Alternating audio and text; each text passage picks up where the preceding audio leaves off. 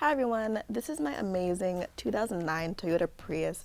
It's been having this problem where as the car is on, the front dashboard lights do not turn on, as well as a list of other problems, so hopefully this video will help you in turning them back on as it did for me. So I press the button to turn it on while also putting my foot on the brake to turn the car completely on. The car is on right now, although the front dashboard lights do not come on. The center screen console does come on.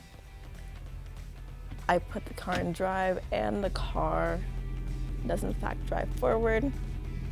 When I put the car in reverse, it does go in reverse, although the center reverse cam does not come on. So I turn off the car, although it may be difficult. I press and hold the button and then press the button 3 more times to turn it off.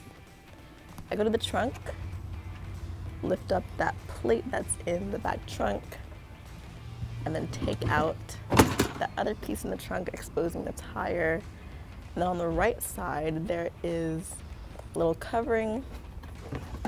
Take off the covering now, exposing the battery. Take off the red covering on top of the battery.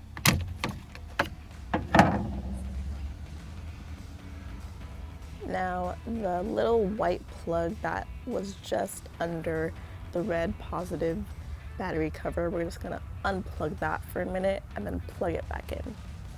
There's a little lever on the bottom side of it that makes it a little bit more easier to take out, although it is a little bit of a wiggle and a tug.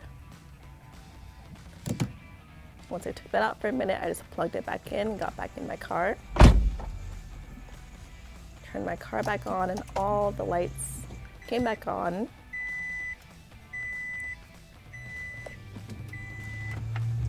When I put it in drive, it drove forward, and when I put it in reverse, the reverse camera came back on as well.